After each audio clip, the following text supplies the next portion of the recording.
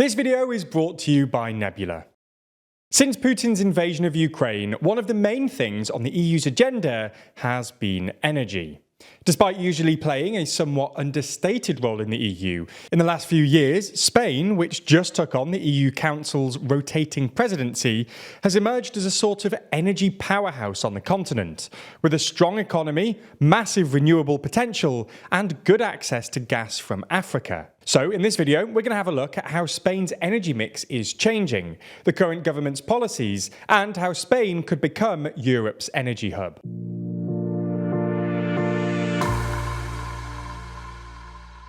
Before we start, if you haven't already, please consider subscribing and ringing the bell to stay in the loop and be notified when we release new videos. So let's start with Spain's economy. For most of recent history, or at least since 2008, Spain's economy has been in a bit of a rut. However, in the past few years, Spain's economy has fared conspicuously well. Spain has one of the lowest inflation rates in the EU, with year-on-year inflation now within the ECB's 2% target, and GDP grew by an impressive 5.5% last year.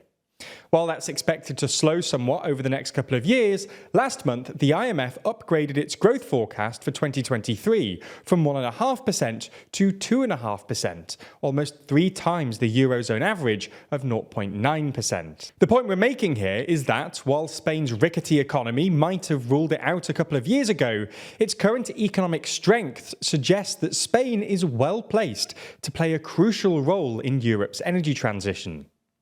The second reason Spain is going to be important to Europe's energy mix in the future is gas. The EU has spent the past 18 months looking for new sources to replace Russia's natural gas, and one of the places they're looking is Africa, which has massive untapped natural gas reserves. One idea on the table is the Trans-Saharan pipeline, which would run up from Nigeria, Niger, Algeria, and enter the EU via Spain and Italy. Even if this specific pipeline doesn't happen, Spain's proximity to Africa suggests that it's well placed to become an important gas transit state for the rest of Europe. Spain has renewable potential for, well, really quite obvious reasons.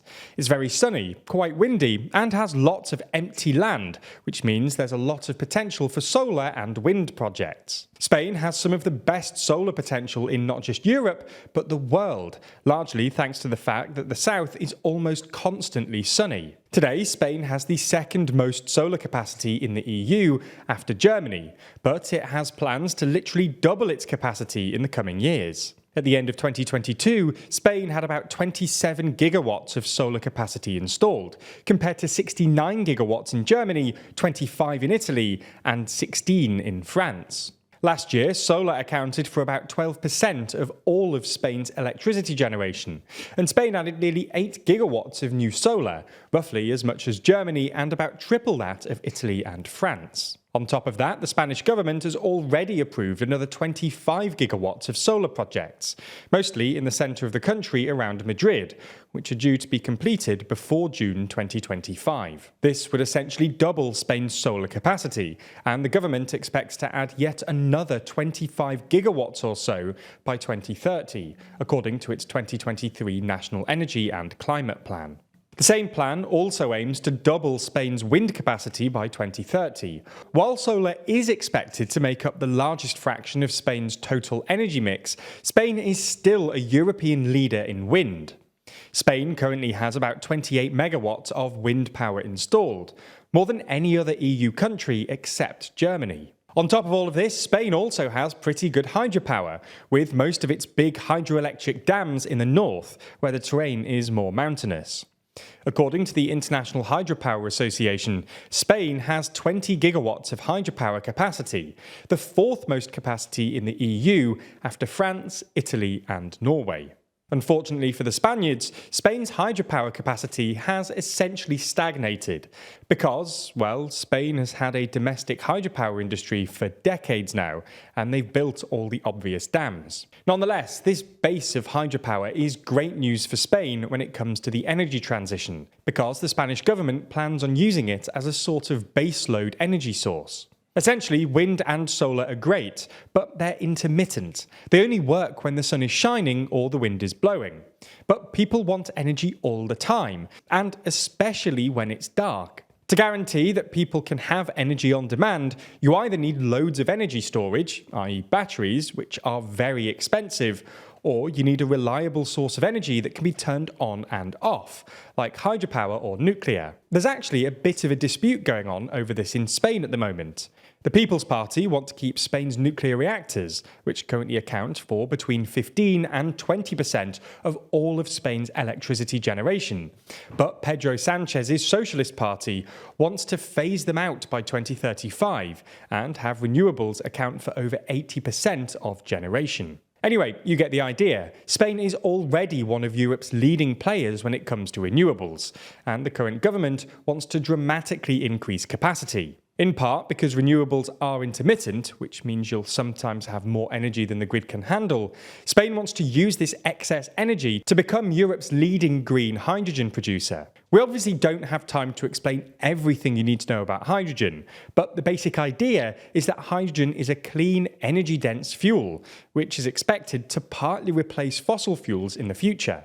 Unfortunately for the planet, hydrogen is produced via an energy-intensive process called electrolysis, which means that often hydrogen can be just as bad for the planet as fossil fuels, if the energy used in electrolysis is created by burning hydrocarbons. Green hydrogen is hydrogen where this energy is generated by renewables, and this is what Spain wants to become a world leader in. This is why Spain and France are currently working on a new pipeline, dubbed H2Med, that will send green hydrogen from Catalonia to southern France and then onto the rest of Europe. Now, there are risks here. Solar, for example, can be a bit of a boom and bust industry, as Spain found out in the 2010s when the government cut subsidies and China flooded the market with super cheap components. It's also worth saying that no one knows whether green hydrogen will really be the future in the way its proponents claim. And unless Spain invests in better grid connectors with France, it'll struggle to handle the excess energy generated by renewables. Nonetheless, Spain clearly has the potential here to become a sort of European energy superpower. Not only would this have massive economic implications, but it would also change the balance of power in the EU, given how much more important energy and energy security has become in recent years. If you enjoy diving deep into topics like this, if you're the kind of person who wants the even smarter and more analytical side of these stories, then you'll really enjoy our new series, The Daily Discussion, where we cover a number of other important topics from the endless coups in the Sahel region, the Twitter rebrand, or the specifics of the war in Ukraine. The TLDR writing team hosts these daily discussions most days, diving deeper into a news story we write about, and unpacking the hidden details that they found fascinating, but that were either too long or too academic to make it into the final script.